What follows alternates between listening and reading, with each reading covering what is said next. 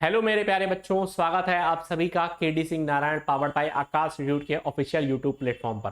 प्यारे बच्चों, आज आपने ऑफलाइन माध्यम से T20 टेस्ट दिया जिसमें केमिस्ट्री का टॉपिक था हाइड्रोकार्बन्स, जो कि ऑर्गेनिक केमिस्ट्री से है। बच्चों, उम्मीद है आप सबका पेपर बहुत ही अच्छा हुआ होगा, बहुत ही शानदार हुआ होगा।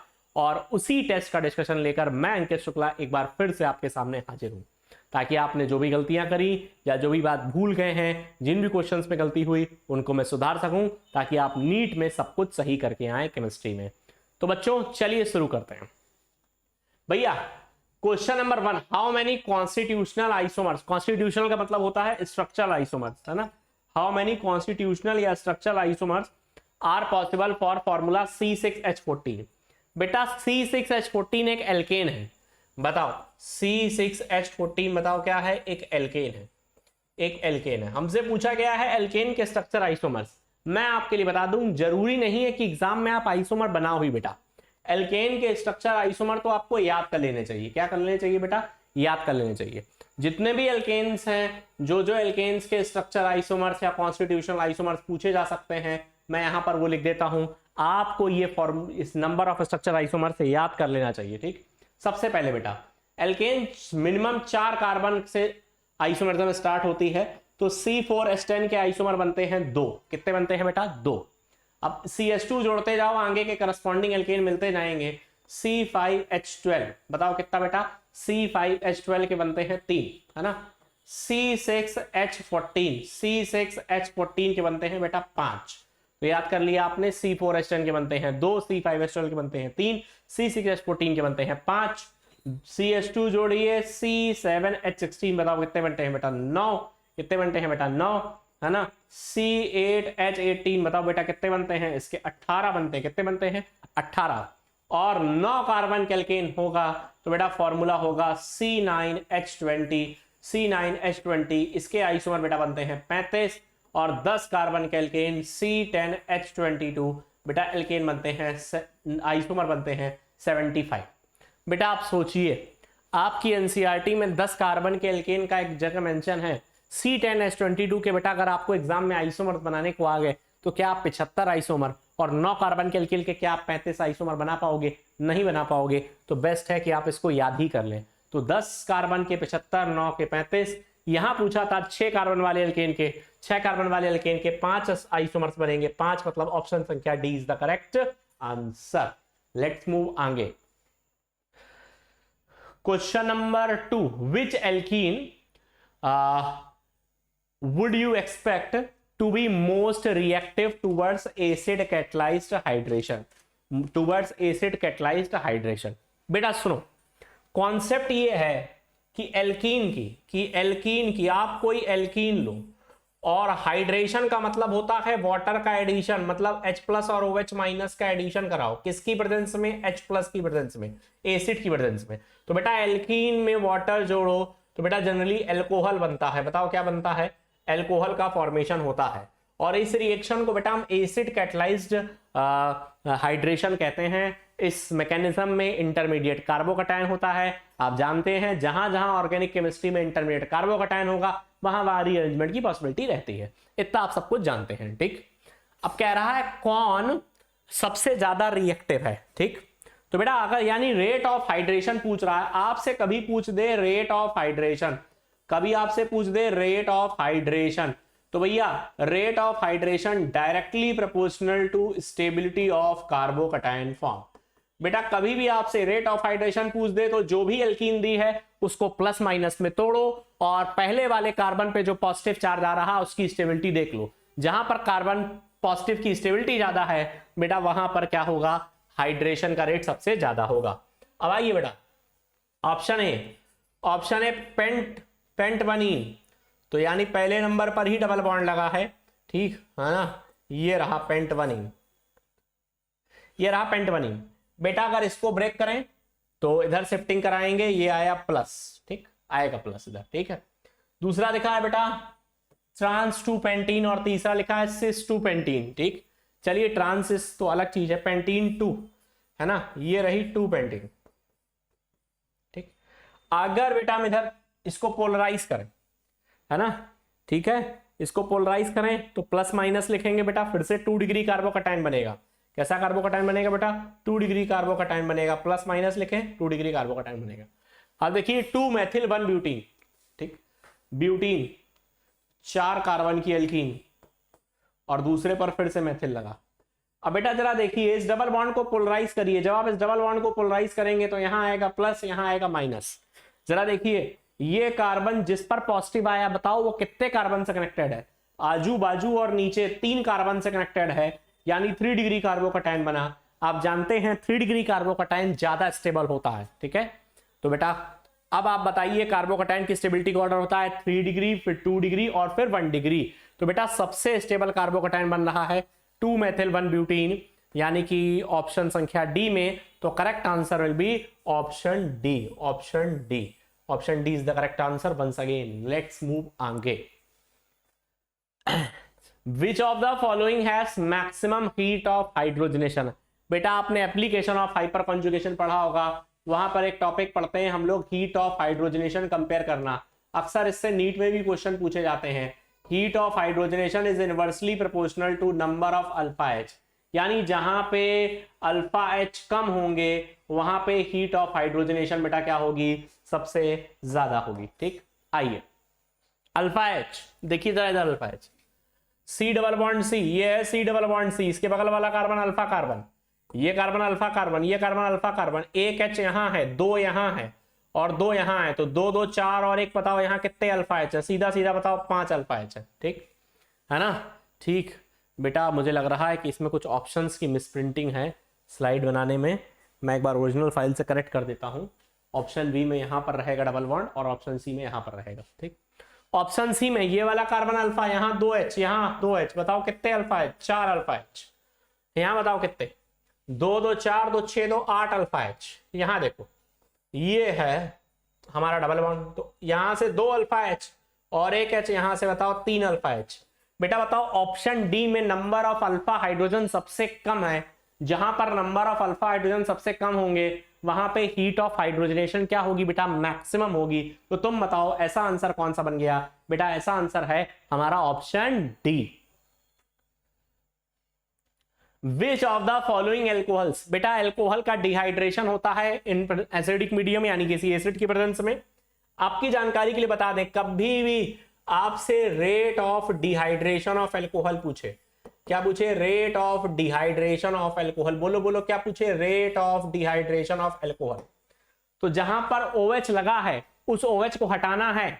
OH जिस कार्बन से जुड़ा है उस कार्बन से OH को हटाना है, उस कार्बन में पॉजिटिव चार्ज लाना है और देखना है कि पॉजिटिव चार्ज सबसे ज्यादा स्टेबल कहां है। कहने का मतलब rate of dehydration of alcohol directly proportional to stability of carbocation. Rate of dehydration of alcohol directly proportional to stability of carbocation. आइए देखिए इधर मस्त, ये इधर भी कार्बन इधर भी कार्बन, बताओ कितने डिग्री कार्बोकैटायन? 2 डिग्री कार्बोकैटायन, ठीक। आइए देखते जाइए, इधर से OH हटाइए, ये इधर कार्बन इधर कार्बन इधर कार्बन, यहां से यहां पॉजिटिव आएगा, बताओ कितने डिग्री कार्बोकैटायन? बोलो बोलो कितने डिग्री? 3 डिग्री। यहां से OH हटाओ, है ना, फिर से 2 डिग्री कार्बोकैटायन बनेगा। कितने डिग्री बनेगा? 2 डिग्री कार्बोकैटायन बनेगा। बताओ यहां से OH हटाओ, इस कार्बन में पॉजिटिव लाओ, बताओ कितने डिग्री कार्बोकैटायन बनेगा? बताओ कितने डिग्री बनेगा? 2 डिग्री। तुम बताओ सबसे ज्यादा स्टेबल कौन सा होता है? हाँ 3 डिग्री कार्बोकैटायन सबसे ज्यादा स्टेबल होता है। तो करेक्ट आंसर भी ऑप्शन बी, यानी क्वेश्चन थर्ड के लिए हम फोर्थ के लिए हमारा करेक्ट आंसर बन जाएगा option B. Question number 5, in the hydroboration reaction of propene. बेटा एल्कीन में वाटर जोड़ने के 3 तरीके होते हैं। एक होता है एसिड कैटलाइज्ड हाइड्रेशन, जिस पर बेस अभी एक क्वेश्चन था। दूसरा होता है OMDM। OMDM मतलब ऑक्सीमर्कुरेशन डीमर्कुरेशन। ऑक्सीमर्कुरेशन डीमर्कुरेशन में हम मार्कोनिकॉफ रूल फॉलो करते हैं, ठीक। और बेटा तीसरा होता है HBO हाइड्रोबोरेशन ऑक्सीडेशन, तो इसमें एंटी मार्कोनिकॉफ रूल फॉलो किया जाता है वाटर का ऐड कराने के लिए। तो प्रोपीन, आइए कराइए जरा प्रोपीन। ये है प्रोपीन, ये है प्रोपीन, है ना, प्रोपीन। अब आपको क्या करना है? ऐड वाटर H+ और OH- बाय, बताओ कौन से रूल? AMK rule. बोलो एंटी मार rule, anti Markovnikov rule, AMK rule. अच्छा, एंटी मार्कोनिकॉफ, एंटी मतलब अपोजिट, तो मार्कोनिकॉफ का अपोजिट है। मार्कोनिकॉफ क्या कहता था, नेगेटिव पार्ट रिएजेंट का उधर जाएगा जिस कार्बन पे हाइड्रोजन की संख्या कम होगी, तो एंटी मार्कोनिकॉफ क्या कहेगा, वहां जाएगा जिस कार्बन में बताओ हाइड्रोजन की संख्या क्या होगी, ज्यादा होगी। तो बेटा नेगेटिव पार्ट यहां पहुंचा दो, तो बताओ ये क्या बन गया, CH2OH, और भैया इधर H पॉजिटिव पार्ट इधर आएगा, फिर ये रहा CH2 और ये बन गया CH3। ठीक, तो इस तरह से कुछ बन गया CH3 CH2 CH2OH। बताओ करेक्ट आंसर कौन सा हो गया बेटा, ऑप्शन संख्या सी, है ना। आई होप बेटा आपको समझ में आ गया। क्वेश्चन नंबर 6, क्वेश्चन नंबर 6 है आपके सामने, क्या है भैया, क्वेश्चन नंबर 6 है आपके सामने। ठीक, आइए देखते हैं क्वेश्चन नंबर 6। बेटा एक बात आपको बता दें, ये रिएक्शन में ओजोन से रिएक्शन कराई गई एल्कीन की, यानी ये सवाल ओजोनलिसिस का है। आप सारे बच्चे जानते हैं ओजोनलिसिस दो प्रकार से हो सकती, ozonolysis in presence of zinc होती है बेटा रिडक्टिव, और बोलो और ozonolysis in absence of zinc, zinc ना हो तो बेटा होती है ऑक्सीडेटिव। यहां पर जिंक मौजूद है, तो बेटा बताओ ये कौन सी ओजोनलिसिस है, रिडक्टिव ओजोनलिसिस। बोलो ना कौन सी ओजोनलिसिस है, रिडक्टिव ओजोनलिसिस है। कौन सी ओजोनलिसिस है, रिडक्टिव ओजोनलिसिस है। ठीक, रिडक्टिव ओजोनलिसिस का प्रोडक्ट बनाने का तरीका बड़ा सिंपल है कि आप डबल बॉन्ड को काटो और जिन दो कार्बन के बीच डबल बॉन्ड है वहां पर एक एक ऑक्सीजन लगा दो, यानी ऑक्सीजन से डबल बॉन्ड बना दो। तो जरा देखो, अगर आप ऑक्सीजन से डबल बॉन्ड बनाओगे तो बेटा क्या ये हो गया, अब इस कार्बन की चारों वैलेंसी सेटिस्फाई हो गई, एक प्रोडक्ट तो ये बनेगा। ठीक, दूसरा प्रोडक्ट, अगर आप देखो इस कार्बन के दो बॉन्ड आपने ऑक्सीजन के साथ बना दिए, तीसरा देखो दो बॉन्ड आपने ऑक्सीजन के साथ बना दिए, तीसरा बॉन्ड ये है CH3 के रूप में, तो चौथी वाली वैलेंसी पर बताओ क्या हो गया, H हो गया। बेटा बाई चांस यहां पर ऐसा आंसर कोई नहीं है, तो बेटा इसका आंसर मतलब इन ऑप्शंस में से कोई नहीं है, पर अगर करेक्ट आंसर की बात करें तो हमारा करेक्ट आंसर यही होगा। यहां पर थोड़ा सा मिसप्रिंट है। ठीक, क्वेश्चन नंबर 7, इस रिएक्शन में मेजर प्रोडक्ट बनाना है। ठीक भाई, ये देखिए वाटर की रिएक्शन कराई जा रही इन प्रेजेंस ऑफ H+ यानी एसिड। सबसे पहले बॉन्ड तोड़ेंगे भैया, बॉन्ड इस तरफ टूटेगा।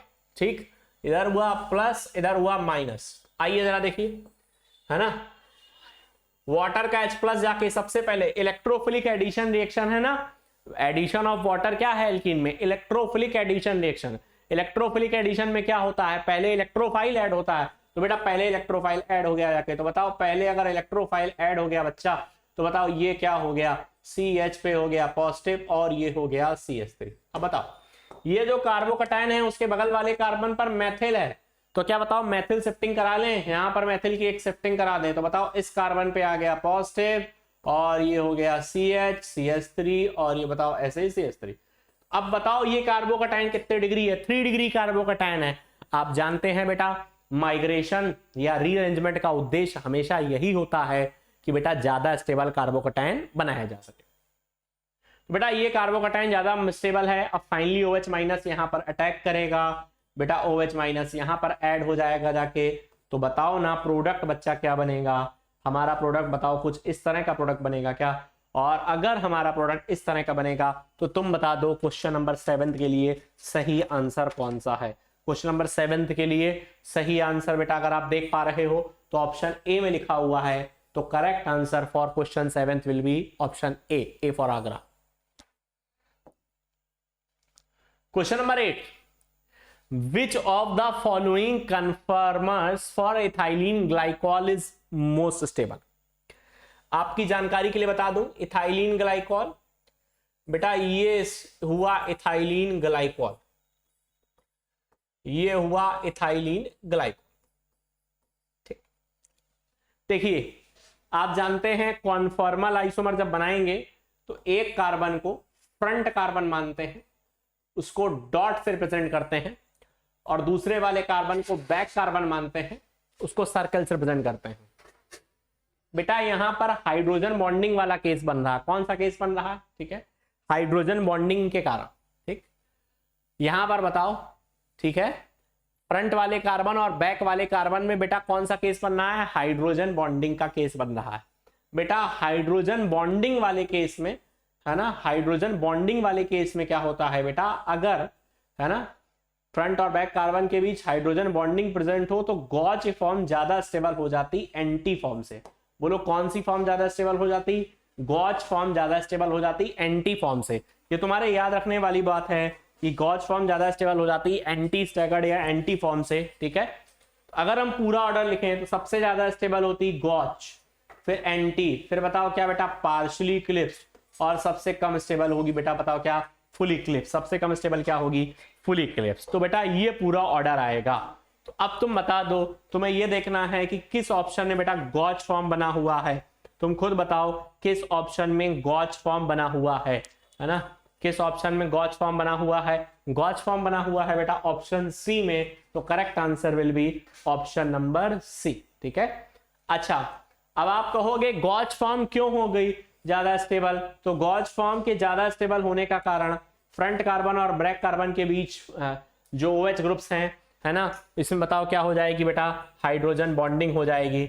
इस वजह से option C is the correct answer, है ना, करेक्ट आंसर इज ऑप्शन सी।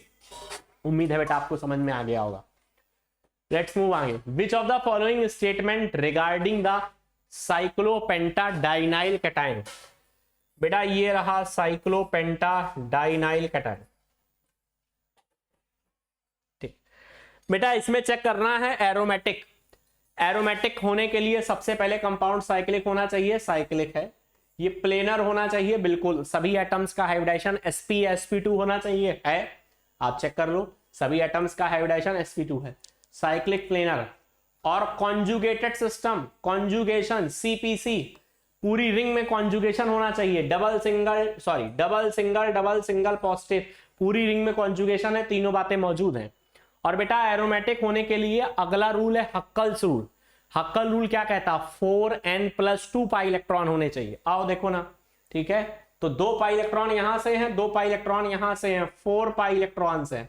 बेटा 4 या 4 के मल्टीपल में आ जाए डीलोकलाइज्ड पाई इलेक्ट्रॉन, तो इसका मतलब वो एरोमेटिक नहीं, वो कंपाउंड बताओ ना कैसा है, एंटी एरोमेटिक है। कैसा है वो कंपाउंड, कैसा है, एंटी एरोमेटिक है। तो बेटा ये कंपाउंड एंटी एरोमेटिक है।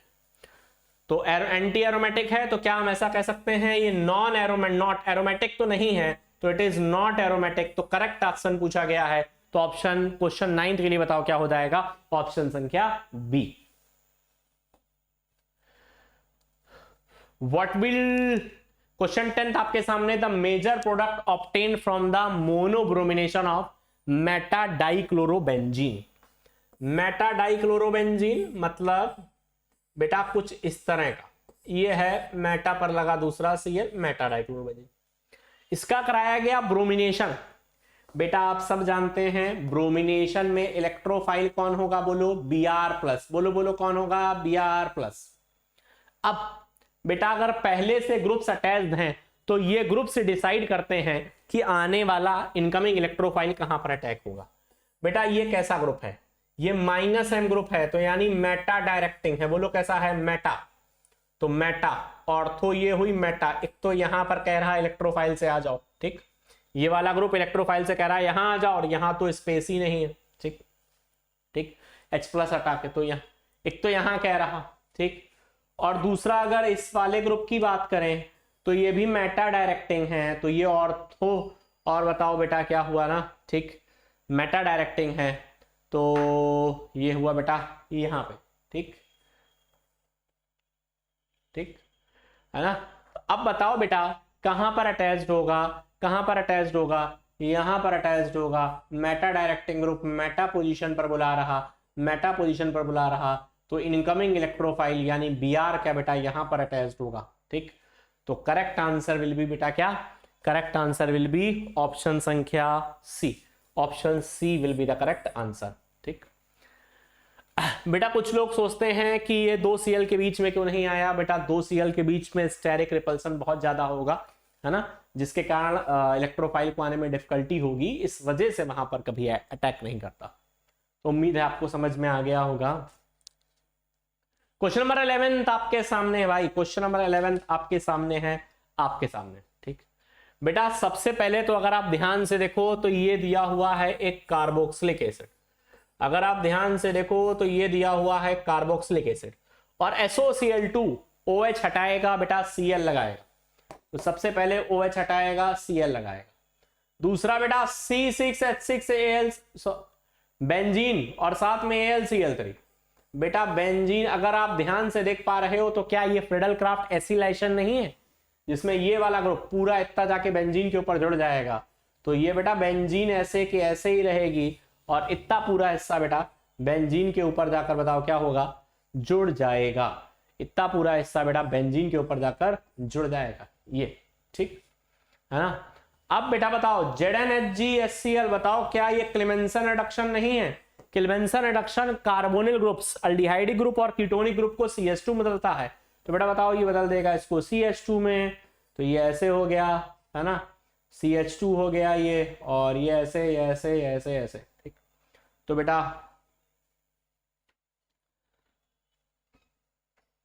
अगर आप ध्यान से देखें तो फिर से ये एक ऐसा क्वेश्चन था बेटा, यहां पर मिसप्रिंट होने के कारण इनमें से कोई ऑप्शन नहीं सही था बेटा। जो करेक्ट आंसर था वो मैंने आपको बता दिया, उम्मीद है कि आपको समझ में आ गया होगा।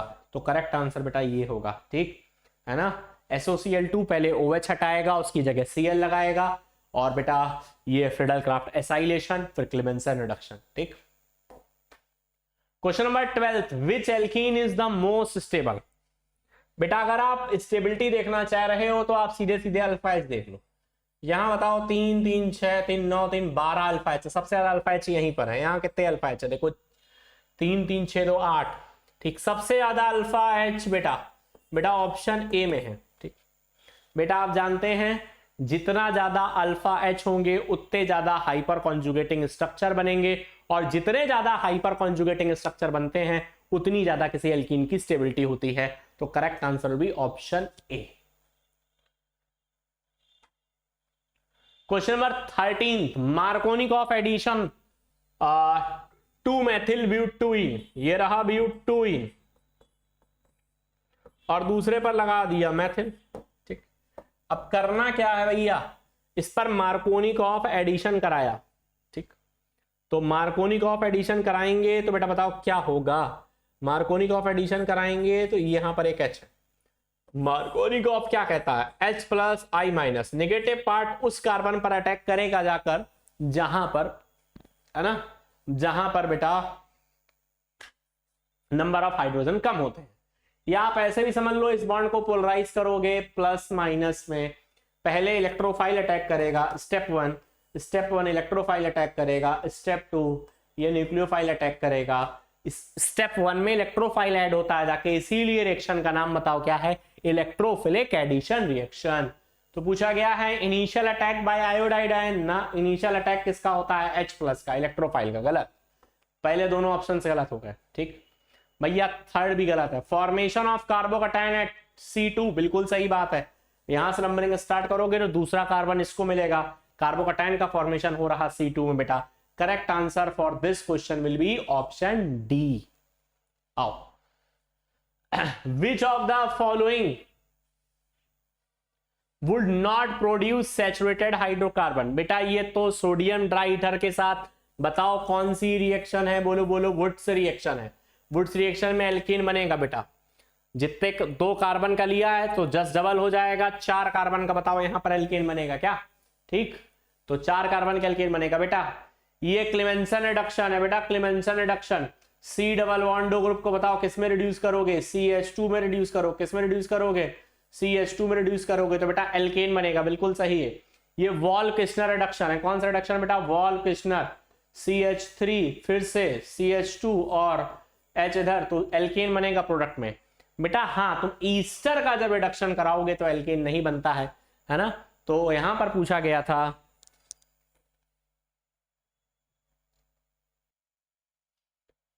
तो भाई यहां पर है लास्ट में ईस्टर रिडक्शन। ईस्टर रिडक्शन से बेटा यहां पर मिलेगा एल्कोहल। तो पूछा गया कहां पर एल्केन नहीं मिलेगा, अरे एल्केन कहां पर नहीं मिलेगा, ऑप्शन डी में नहीं मिलेगा। तो correct answer is option D, Easter reduction. Allyl H4 से रिडक्शन कराएंगे तो बेटा एल्केन नहीं मिलेगा। Question number 15, which has the lowest boiling point? भैया एल्केन के बॉइलिंग पॉइंट को कैसे कंपेयर करते हैं, 2 बातें हैं। एक तो जो बॉइलिंग पॉइंट होता है वो डायरेक्टली प्रोपोर्शनल होता है किसके, मॉलिक्यूलर मास के, ठीक है। मुझे लग रहा है सब जगह मॉलिक्यूलर मास सेम आएगा, जब मॉलिक्यूलर मास सेम आएगा तो boiling point inversely proportional to होता है, बताओ किसके, ब्रांचिंग। यानी जहां पर ब्रांचेस जितनी ज्यादा होंगी वहां पर बॉइलिंग पॉइंट उतना कम आएगा। तो बेटा सबसे ज्यादा ब्रांचेस, चूंकि मॉलिक्यूलर वेट सेम है, ब्रांचिंग से देखेंगे सबसे ज्यादा ब्रांचिंग ऑप्शन सी में दिख रही है। बेटा जहां पर ब्रांचिंग ज्यादा होगी वहां पर बॉइलिंग पॉइंट कम होगा, और यही पूछा गया है, लोवेस्ट बॉइलिंग पॉइंट। तो करेक्ट आंसर है सी। The major product obtained in the photocatalyzed bromination of 2-methyl butane, ये भैया 2-methyl butane, 2-methyl butane, ठीक, ये है 2-methyl अपना CH3 और यहाँ है CH2 और ये है H और ये है CH3। अब मेरी बात सुनिए जरा ध्यान से, बेटा ब्रोमिनेशन और क्लोरिनेशन के बारे में आपने पढ़ा होगा। Chlorination is more reactive but less selective, पढ़ा। Bromination is less reactive but more selective. मैं आपको सिंपल बात बताऊं बेटा, क्लोरिनेशन में तो आपको कैलकुलेशन करने की जरूरत होती है, ब्रोमिनेशन में सिंपली 3 डिग्री वाला प्रोडक्ट ही मेजर प्रोडक्ट होता है। तो देखो ये वाला कार्बन बताओ क्या 3 डिग्री कार्बन है, तो ये वाला H यहां से निकलेगा, और जब आप इसका फोटो कैटलाइज ब्रोमिनेशन कराएंगे फ्री रेडिकल सब्स्टिट्यूशन के अकॉर्डिंग, तो बेटा यहीं पर लग जाएगा Br। अब आप इसका नाम लिख लो भैया, अब आप इसका नाम लिख लो कि इसका नाम क्या है, तो यहां से नाम लिख लो 1 2 3 4। तो दूसरे पर ब्रोमो लगा और दूसरे पर ही मैथिल लगा, और 4 कार्बन होने की वजह से ब्यूट, सारे सिंगल बॉन्ड, नाम है ब्यूटेन। तो 2 bromo 2 methyl butane. Question number 17 बेटा, ग्रिग्नार्ड रिएजेंट R-Mg+X। जिंदगी में याद रखो, ग्रिग्नार्ड रिएजेंट की किसी ऐसे कंपाउंड से रिएक्शन कराई जाए जिसमें ट्रिपल बॉन्ड कार्बन से हाइड्रोजन अटैच्ड हो, ऑक्सीजन से अटैच्ड हो, सल्फर से अटैच्ड हो, तो बेटा भैया क्या होता है ना, यहां पर ये सारे H एसिडिक H कहलाते हैं, यानी H+ के फॉर्म में निकल जाते हैं। तो बेटा ये रिएक्शन एसिड बेस रिएक्शन होगी, ये H+ डोनर यानी एसिड और ये H+ एक्सेप्टर का काम करेगा बेस, CH3- और H+ मिलकर बताओ प्रोडक्ट क्या बन जाएगा, Alk। ठीक, तो बेटा मिथेन बनेगा प्रोडक्ट हमारा, मिथेन 17 के लिए हमारा करेक्ट ऑप्शन हो जाएगा ऑप्शन डी फॉर दिल्ली। ठीक, question number 18, how many chiral compounds are possible on monochlorination of 2-methyl butane। How many chiral compounds, कितने तरह के कायरल कंपाउंड्स बनेंगे monochlorination of 2-methyl butane, 2-methyl butane, ये है भैया मामला, है ना, 2-methyl butane, ये CH2, ठीक, और ये CH3। अब मैं आपकी जानकारी बता दूं, पहले तो आप देखो कितने तरीके से H हटा सकते हो और कितने तरह से Cl लगा सकते हो। ये दोनों कार्बन एक जैसे हैं, चाहे यहां से हटाओ चाहे यहां से हटाओ, बात एक है। पहली बात तो यहां से कायरल भी नहीं बनेगा, ठीक है, कायरल कहां से बनेगा, ये देखो ना सीधे सीधे, ठीक ठीक, कायरल बनेगा अगर तुम ये वाला H हटा दो, एक तरीका है, ठीक है ना, एक तरीका है, चारों वैलेंसी से अलग हो जाएंगी, एक तरीका है, और दूसरा तरीका है कि यहां से H हटा के Cl लगा दो तो भी कायरल बन जाएगा। ठीक, अब बेटा बताओ टोटल कितने तरह के, बेटा अगर यहां से H हटा के Cl लगाया तो कंपाउंड हो जाएगा कायरल बेटा, लेकिन इसका D फॉर्म भी बनेगा L फॉर्म भी बनेगा, मतलब प्लस और माइनस। ऐसे बेटा यहां से H हटा के Cl लगाया तो D फॉर्म भी बनेगा और इसका L फॉर्म भी बनेगा। ठीक है, ठीक, तो टोटल कितने तरह के कंपाउंड मिल सकते हैं, 2 तरह के कंपाउंड यहां से और 2 यहां से, तो टोटल 4 तरीके के कंपाउंड मिल सकते हैं, 4, यानी option C is the correct answer for question number 18। मुझे उम्मीद है आपको समझ में आ गया हो। क्वेश्चन 19 बेटा, ये तो नीट का PYQ है, कुछ भी नहीं है बेटा, हाइड्रोबोरेशन ऑक्सीडेशन HBO दिया था, HBO वाटर का एडिशन है ना, एंटी मार्कोनिकॉफ रूल से करते हैं। एंटी मार्कोनिकॉफ रूल क्या कहता, नेगेटिव पार्ट वहां जाएगा जहां पे एंटी मार, जहां पे H ज्यादा होंगे, तो नेगेटिव पार्ट वहां जाएगा जहां पे H ज्यादा होंगे, तो बेटा H जहां पर ज्यादा होंगे तो यहां पे एक H है तो नेगेटिव पार्ट यहां आएगा, तो ये हो गया OH। ठीक है, नेगेटिव पार्ट वहां पर जाएगा जहां पर हाइड्रोजन बेटा बताओ क्या होंगे, ज्यादा होंगे। ठीक है, एक मिनट रुक जाइए मैं, हाँ हाइड्रोबोरेशन है, एंटी मार्कोनी का रूल लगाएंगे, ठीक है।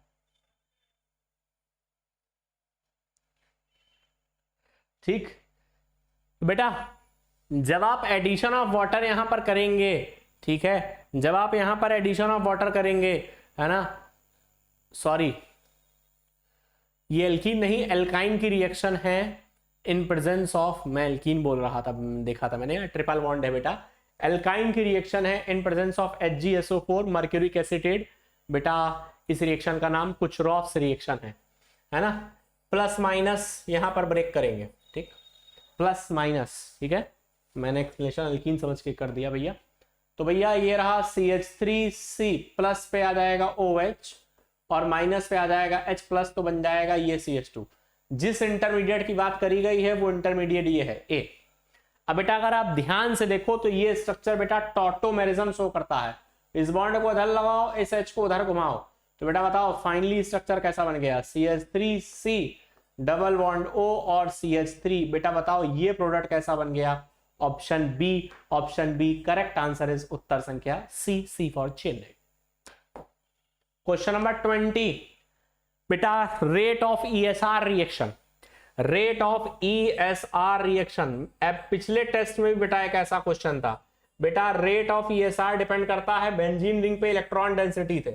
Rate of ESR directly proportional two electron density on benzene ring, है ना, इलेक्ट्रॉन डेंसिटी ऑन रिंग, यानी रिंग पे इलेक्ट्रॉन डेंसिटी जितना ज्यादा होगी बेटा ESR का रेट बताओ क्या होगा, उतना ही ज्यादा होगा।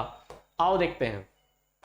अब सबसे ज्यादा विड्रॉइंग ग्रुप NO2 है, स्ट्रॉन्ग विड्रॉइंग ग्रुप है, तो बेटा सबसे ज्यादा इलेक्ट्रॉन खींचेगा तो इलेक्ट्रॉन डेंसिटी कम होगी, तो सबसे कम रेट होगा बेटा ऑप्शन 4th लास्ट में आएगा। तो या तो A आंसर हो सकता है या तो बेटा B हो सकता है। अब देखो जरा ध्यान से अगर, ठीक, अब 5th में मैथिल, मैथिल बेटा इलेक्ट्रॉन डोनेटिंग ग्रुप है और मैथिल का जो प्लस M होता है वो प्लस H के कारण होता है।